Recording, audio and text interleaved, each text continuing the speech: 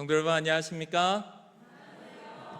하나님의 은혜가 풍성히 임하는 귀한 안식일 보내게 되시기를 간절히 바랍니다. 혹시 제가 누군지 모르시는 분 계십니까? 다 아시죠? 예, 동중한 앞에서 13년 차 목회자로 봉사를 하고 있고요. 저희 황희선 목사님 장남이고, 그리고 원래 지금 필리핀에 가 있어야 되는데 다른 곳에 갈 줄 알고 준비를 안 하다가 엊그저께 입학 허가를 받았습니다. 그래서 3월 9일 날 출국을 하게 되어서 아마 3월 8일 안식일까지는 여러분들과 함께 예배드리는 예배자가 되지 않을까 생각을 하고 있습니다. 오늘 우리가 함께 나눈 하나님의 말씀을 통해서 함께 더욱더 믿음과 하나님을 아는 것에 대한 신학이 더욱더 정립되게 되기를 간절히 바랍니다. 레위기 25장 10절에 있는 말씀 함께 읽도록 하시겠습니다. 시작. 너희는 50년째 해를 거룩하게 하여 그 땅에 있는 모든 주민을 위하여 자유를 공포하라. 이 해는 너희에게 희년이니 너희는 각각 자기의 소유지로 돌아가며 각각 자기의 가족에게로 돌아갈지며. 아멘. 여러분, 레위기에 기록된 하나님의 여러 법들 가운데, 명령들 가운데 특별히 25장에 나타난 희년 제도라는 것이 있습니다. 그리고 성경은 이 희년을 자유의 해다라고 이야기를 하고 있죠. 그동안 내가 종의 신분으로 살고 있었습니다. 희년이 되었습니다. 어떻게 됩니까? 가족들에게 돌아가게 됩니다. 가세가 기울어서 땅을 팔았습니다.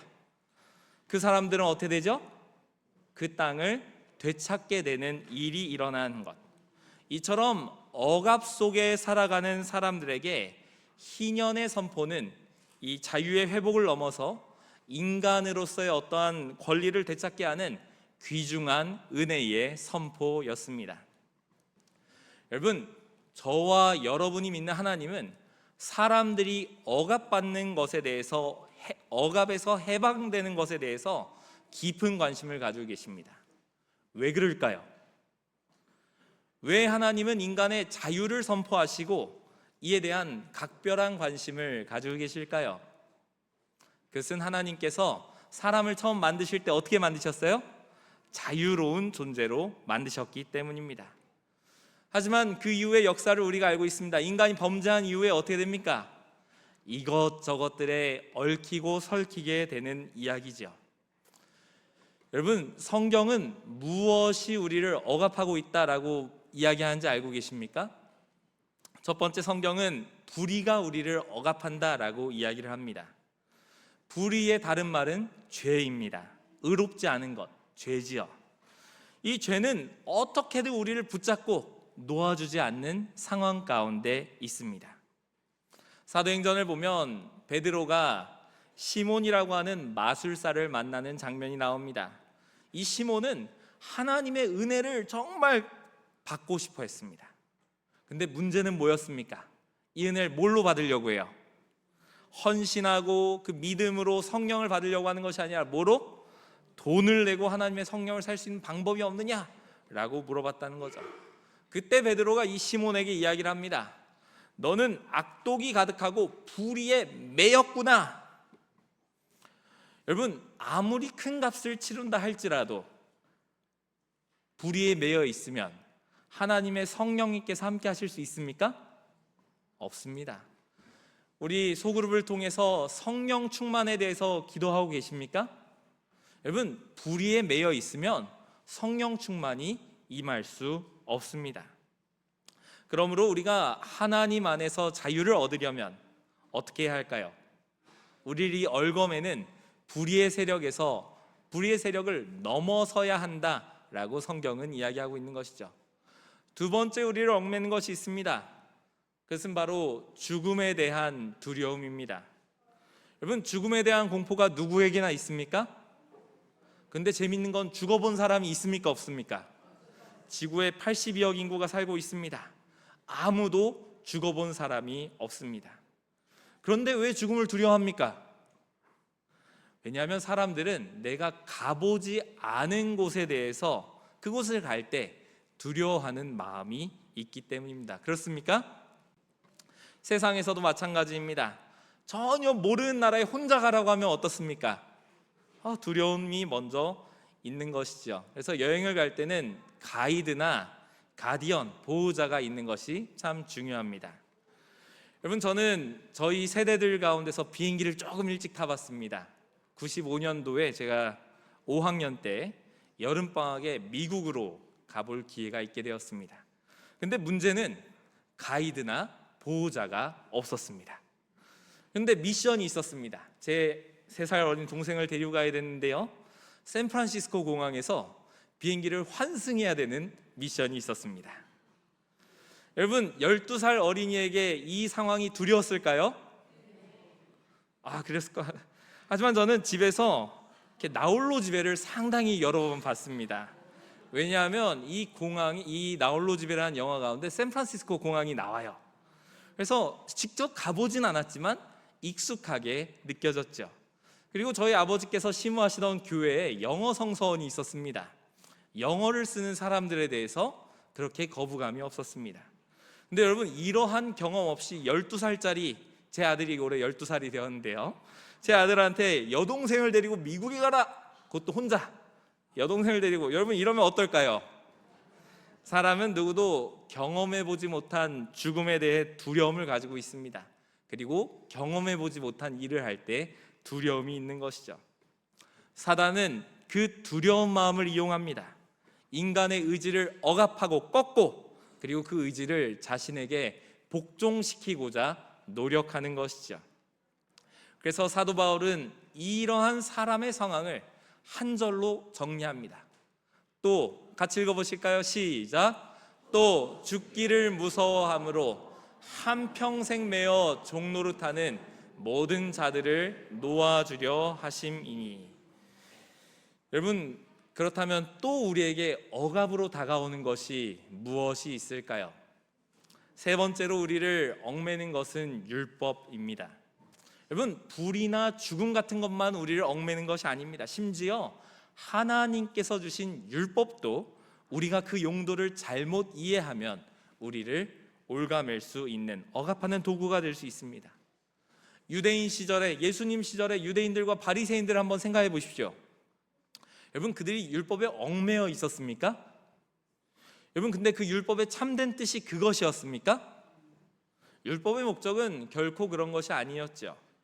하나님께서 율법을 주신 이유를 잘못 이해하고 자신의 스스로의 힘으로 그것을 지켜서 구원을 얻고자 한다면 율법은 결국 우리를 억압하는 도구가 되어버립니다. 온양교회 성도 여러분, 우리가 신앙생활을 하면서 주목해야 하는 것은 무엇입니까? 율법입니까? 예수 그리스도입니까? 여러분, 예수 그리스도께 주목해야 합니다. 예수님 당시의 유대인들은 그 율법의 의미를 잘못 이해하고 있어서 율법의 종이 되어 살아가고 있었습니다. 이처럼 다양한 율법의 효용에도 불구하고 갈라디아서는 우리에게 이렇게 가르칩니다. 같이 읽어보실까요? 시작. 믿음이 오기 전에 우리는 율법 아래에 매인 바 되고 계시될 믿음의 때까지 갇혔느니라. 여러분, 바울이 분명하게 뭐라고 이야기합니까? 노란색 부분, 율법에 매여 있었다. 그런데 이 율법을 무엇으로 풀 수 있다고요? 믿음. 무엇을 믿는 믿음입니까? 예수 그리스도께서 저와 여러분을 위해서 구원의 길을 열어놓으셨다라는 것을 믿는 그 믿음이죠. 예수 믿는 믿음으로 이 율법의 억압에서 벗어날 수 있다라고 성경은 분명히 이야기하고 있습니다. 여러분, 하나님과 성경은 우리가 억압에서 벗어나는 것에 대한 깊은 관심을 가지고 있습니다. 그렇다면 우리가 억압에서 벗어나면 무엇을 얻을 수 있는 것입니까? 오늘 설교 제목인 자유를 얻었다라고 말할 수 있는 것이죠. 성도 여러분, 자유를 정의하실 수 있으십니까? 무엇이 자유입니까? 사전에는 이렇게 이야기를 하고 있습니다. 여러분, 우리가 지금까지 무엇에 대해서 살펴봤죠? 우리를 억압하고 있는, 인류를 억압하고 있는 것들 세 가지를 살펴보았습니다. 근데 사전의 자유는 이렇게 이야기를 합니다. 외부적인 구속이나 무엇에 얽매이지 않고 자기 마음대로 할 수 있는 상태. 여러분, 그렇다면 이게 자유의 전부일까요? 정말 내 마음대로 하면 자유로울 수 있는 것입니까? 여러분, 우리는 치안이 아주 좋은 나라에서 살고 있습니다. 근데 치안이 불안한 나라들이 있어요. 그런 나라들에 가면 밤에 혼자 다니는 것이 좀 무섭습니까? 안 무섭습니까? 여러분, 강대국인 미국에 가도 6시 이후에는 어딜 나가지 말아라? 집 밖을 나가지 말아라 라고 이야기를 합니다. 여러분, 왜 그곳이 무서운 곳일까요? 왜 필리핀 가면 아이아스 밖을 나가서 6시 이후에 돌아다니지 말라고 할까요? 그곳 사람들이 다 자유를 마음대로 누리고 있기 때문입니다. 다 자유롭게 총을 가지고 있고요, 다 자유롭게 남의 것을 빼앗고요, 다 자유롭게 자기가 하고 싶은 대로 하며 살기 때문에 그런 것이죠. 그래서 무섭습니다. 결국 모든 사람에게 자유를 주면 진짜 자유는 어떻게 됩니까? 사라져 버리고 마는 것이죠. 그래서 법률 용어에서는 자유를 이렇게 정의합니다. 법률의 범위 안에서 남에게 구속되지 아니하고 자기 마음대로 하는 행위이다. 여러분, 무엇이 붙었습니까? 법률의 범위 안에서. 여러분, 이게 중요합니까? 정말 중요합니다. 진정한 자유는 뭐예요? 내 마음대로 할 수 있는 상태이지만 인간은 혼자 존재하고 있지 않기 때문에 타인과의 관계를 규정한 법률에서 자유를 누린다라는 것입니다. 그렇다면 신학에서, 성경에서 자유를 어떻게 정의하고 있을까요? 신학 용어 사전에서는 이렇게 자유를 정의하고 있습니다. 같이 읽어보실까요? 시작. 자신의 마음대로 하는 생각과 행위가 하나님의 뜻 안에 있는 상태. 여러분, 이게 무슨 말입니까? 내 마음대로 하지만 그것이 누구의 마음과 같아요? 하나님의 뜻과 같다. 비슷한 말을 한 사람이 있습니다. 중국의 유명한 사상가 공자지요. 공자는 사람의 나이가 70이 되면 종심해야 한다고 합니다. 여러분, 종심이 무엇입니까? 하고 싶은 대로 행동해도 자신의 양심과 도덕에 어긋남 없이 하는 그 경지에 이르러야 된다. 사람의 이 발달 과정이 있는데 저도 이제 불혹의 경지를 극복하고 있는 상황입니다. 불혹이 무엇입니까? 사리분별하여서 내 행동에 확신을 가지고 할 수 있는 그 상태가 불혹이죠. 그래서 저도 이 종심을 향해서 나아가고 있습니다. 내가 하고 싶은 대로 했을 때 그것이 하나님의 뜻과 일치된 일들을 하는가? 여러분, 그것이 성화의 단계 아닌가요? 우리 온양교회 성도님들이 이 종심하는 행동을 했을 때 그 종심이 하나님의 뜻과 일치하는 그러한 단계에 이르게 되시기를 간절히 바랍니다. 그래서 자유에는 두 가지 개념이 있습니다. 첫 번째, 죄인이 자기 마음대로 자기 마음속에 있는 것을 행할 수 있는 상태의 자유가 있습니다. 여러분, 이것이 위험합니까? 상당히 위험합니다. 왜요? 죄인이라고 하는 전제 때문이죠. 죄를 가지고 있는 상태에서 마음대로 행동하면 어떻게 됩니까? 큰 혼란이 찾아올 수밖에 없습니다. 그래서 사도 바울은 갈라디아서에서 육체의 일을 육체의 자유라고 읽었을 때 이렇게 이야기를 합니다. 육체의 자유는 분명하니 더러운 것과 원수 맺는 것과 방탕함과 또 그 같은 것들이다. 이런 일을 하는 자들은 하나님의 나라를 유업으로 얻지 못할 것이다. 죄인이 마음대로 행한다면 하나님께서는 그 자유로 인해서 그 죄인이 하나님의 나라를 선택하지 않은 것까지도 존중해 주시겠다라고 하는 의미입니다. 여러분, 그렇다면 자유의 두 번째 의미는 무엇일까요? 그것은 진리 안에서 누리는 자유입니다. 진리란 하나님의 뜻이죠. 성경은 이렇게 말합니다. 같이 읽어보실까요? 시작. 진리를 알지니 진리가 너희를 자유롭게 하리라. 그러므로 우리가 자유를 누린다라고 하는 개념을 이야기할 때 누구로부터 자유로워질 것인가? 라는 것은 매우 중요합니다. 어떤 사람은 사단으로부터 자유해서 하나님 편으로 오고요, 어떤 사람은 하나님 편에서부터 자유를 선택함으로 사단의 편에 가기 때문입니다. 우리 온양교회 성도님들께 퀴즈를 하나 드리겠습니다. 저는 상품권을 준비하지 못했습니다. 여러분, 이 장소를 가보셨거나 사진으로 보신 적이 있으십니까? 서울 서대문구 현저동에 있는 독립문이라고 하는 장소입니다. 퀴즈 드리겠습니다. 독립문은 독립협회가 중심이 되어 세운 기념물입니다. 그렇다면 누구로부터의 독립을 기념하기 위하여 세운 구조물일까요? 자, 하나 둘 셋 하면 다 같이 대답해 보실까요? 하나 둘 셋. 왜 일본이라고 생각하십니까? 여러분, 이게 정말 일본으로부터 독립을 기념하는 구조물일까요? 독립문은 1897년도에 세워졌습니다. 을사늑약은 1905년도에 있었습니다.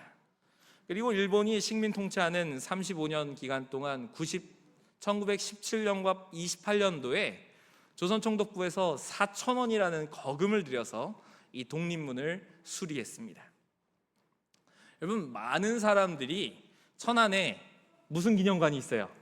독립기념관이 있어서, 독립기념관은 이 일본으로부터 우리가 주권을 선언하는 이 3.1절을 이렇게 기념하는 그런 전시물들이 있지 않습니까? 그러므로 이 독립문도 당연히 일본으로부터 독립을 기념하는 건축물일 것이다 라고 생각을 합니다. 하지만 이 독립문은 청나라로부터 독립을 의미합니다. 여기서 우리는 독립의 개념이 무엇인지 생각을 해봐야 됩니다.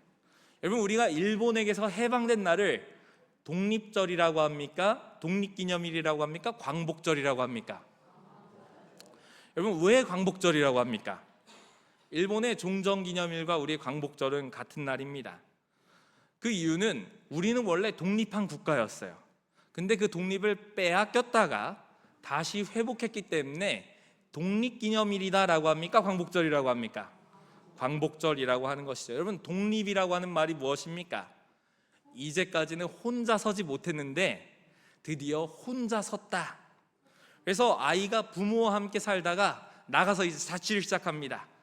살림을 따로 차렸어요. 그걸 뭐라고 합니까? 독립했다라고 하죠. 여러분, 그렇다면 독립문은 어떤 의미가 있는 것일까요? 우리나라의 반만년 5천년의 역사가 자주적이지 못했다라고 생각하는 사람들이, 우리나라가 자주적이지 못하고 어딘가 매여 있었다라고 생각하는 사람들이 있었습니다. 어디에요? 지금 말하는 중국에 매여 있었다라고 생각하는 사람들이 세운 문이 바로 이 독립문이지요.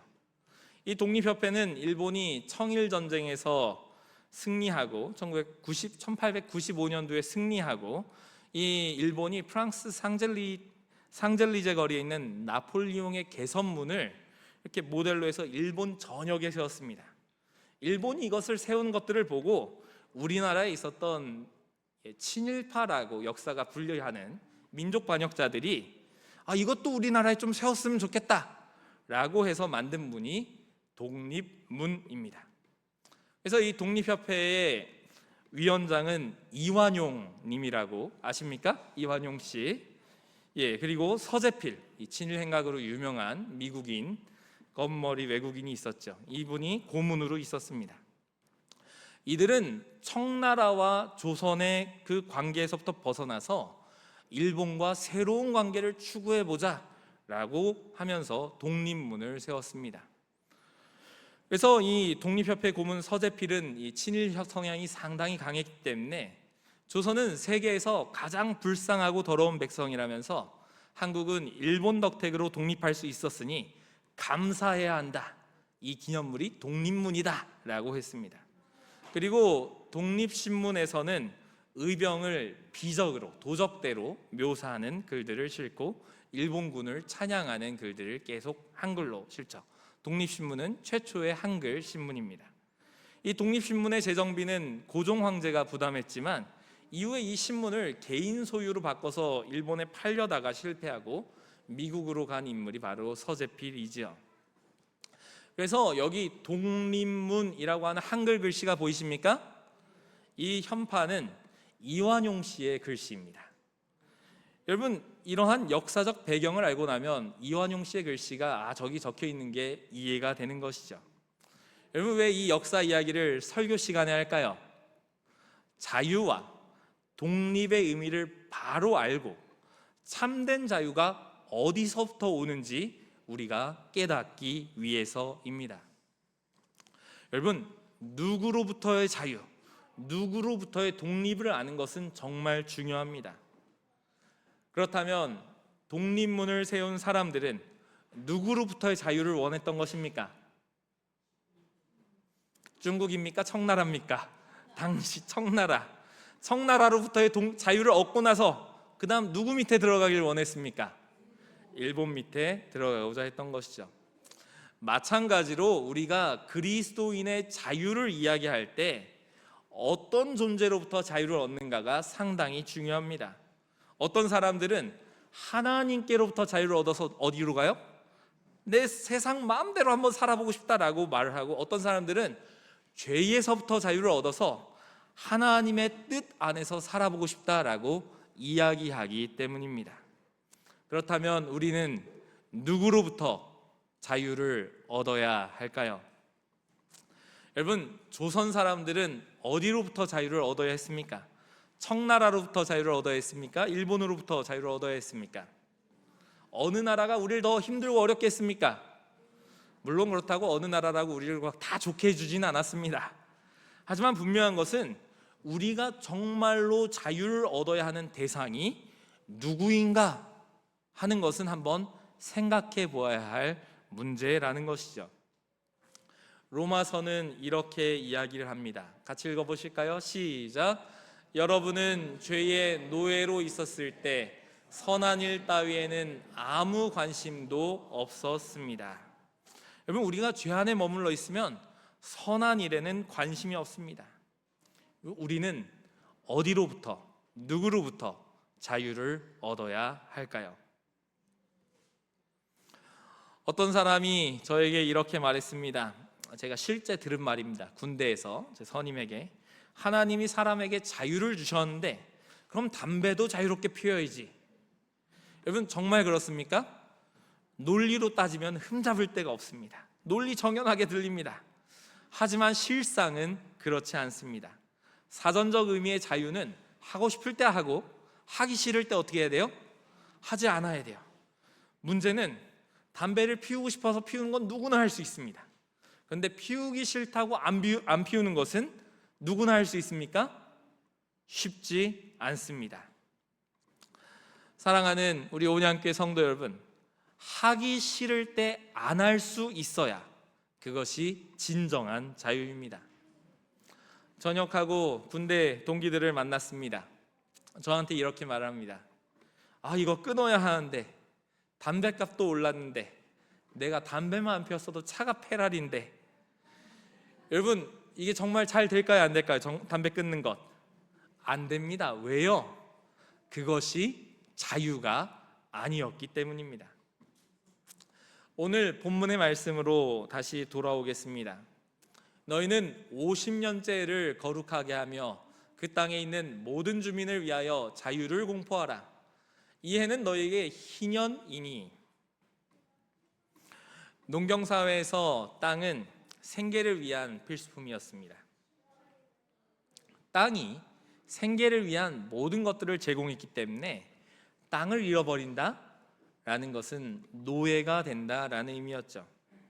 하나님께서 애굽에서 수년 동안 종살이를 하던 그 하나님의 백성들이 가나안에 들어갈 때에 그들을 위해서 은혜로운 법 하나를 만드셨는데 그것이 바로 희년이라는 법이었습니다.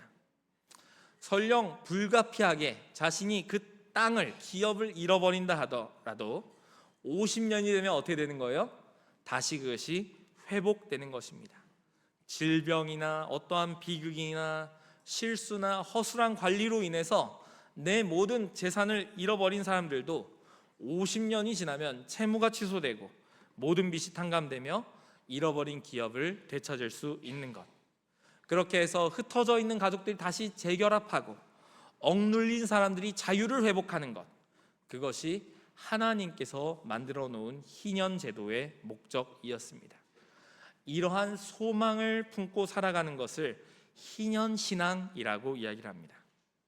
그래서 이스라엘의 부동산은 이 희년에 의해서 좌지우지되었습니다. 내년이 희년입니다. 땅값이 비싸겠습니까? 싸지겠습니까? 싸지죠. 저렴해집니다.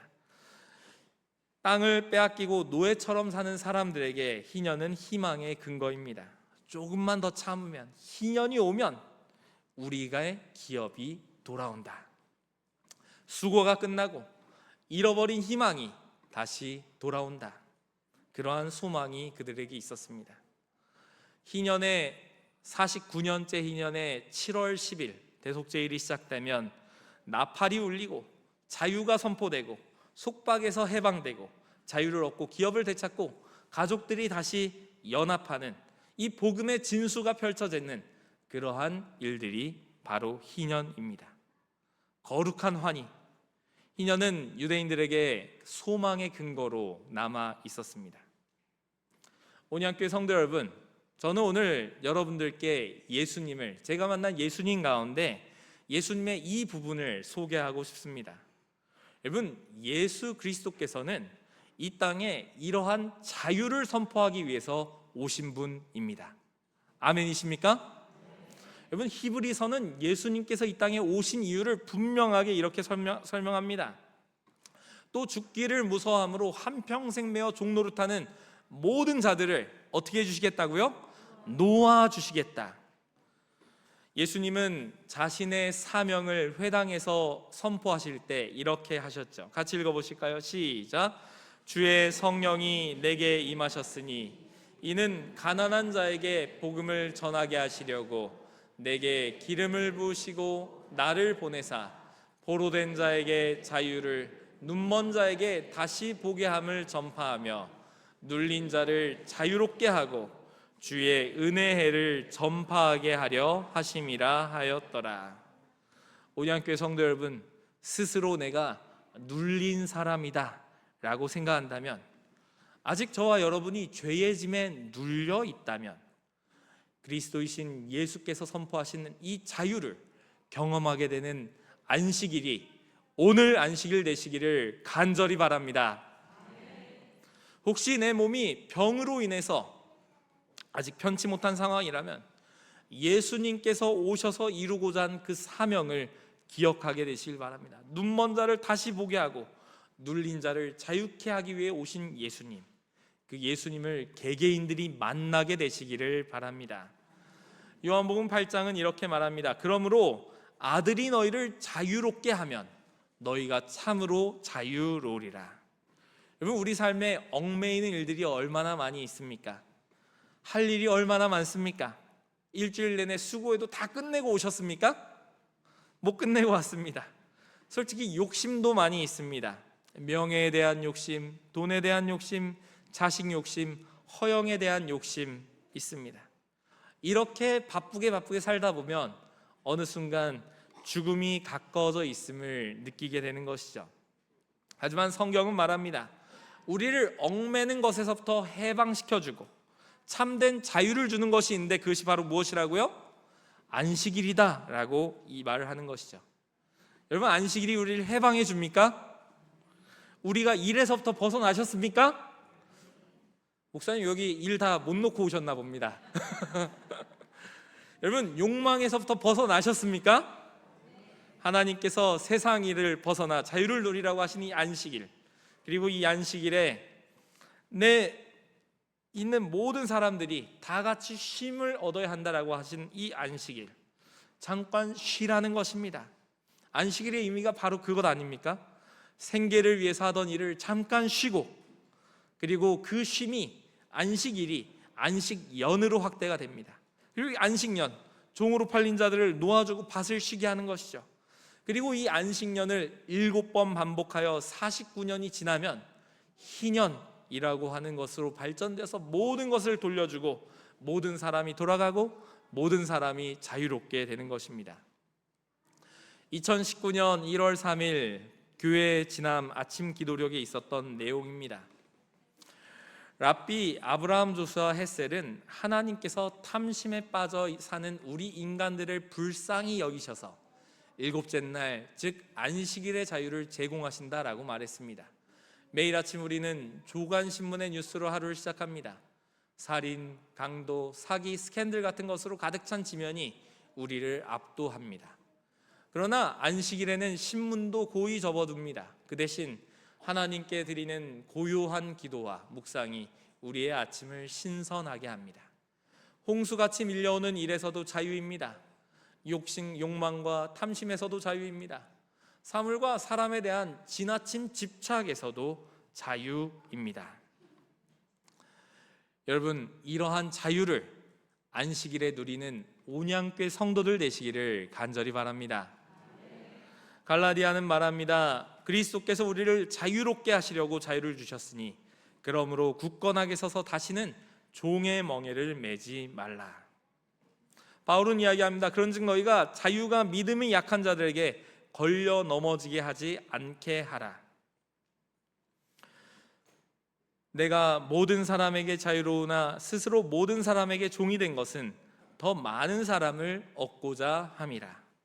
이 말씀처럼 예수 그리스도를 따라한 바울처럼 우리도 우리의 얻은 자유를 우리의 사랑하는 형제들과 이웃들을 위해서 사용하게 되기를 간절히 바랍니다. 엘렌 화이트는 선지자와 왕에서 이렇게 말씀하고 계십니다. 예수께서는 귀중한 진리를 알고 그리스도 안에서 자유를 얻은 사람들을 세상에 있는 다른 모든 사람들보다 은총을 받은 당신의 택하신 사람들로 간주하신다. 그리고 주께서는 그들을 어두움에서 불러내며 기이한 빛에 들어가게 하신 당신의 덕을 선전하기를 기대하고 계신다. 그들은 이처럼 풍부하게 받은 축복들을 다른 사람들에게도 전달해야 한다. 온양교회 성도 여러분, 저는 오늘 여러분들을 예수 그리스도의 십자가 앞으로 초청하기를 원합니다. 우리가 그리스도 안에서 자유를 받았다면 이 자유를 다른 사람들과 함께 누려야 하지 않겠습니까?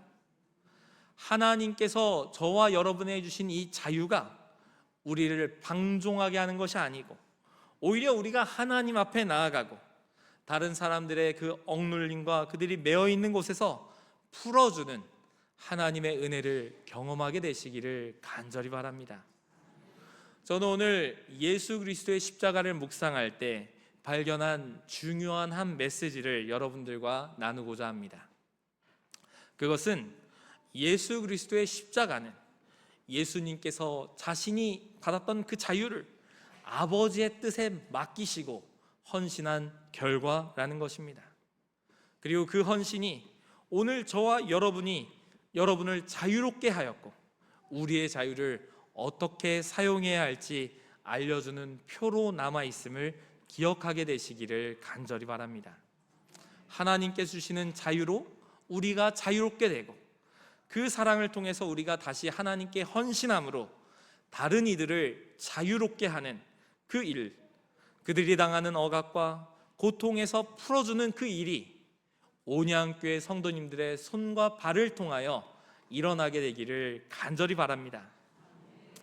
그리고 저도 그런 존재가 되었으면 좋겠습니다. 이제 우리가 자유를 가지고 섬기고 하나님의 뜻을 이루는 삶을 살아가기를 간절히 바랍니다. 그런 우리가 되길 바라면서 오늘 말씀을 줄이겠습니다.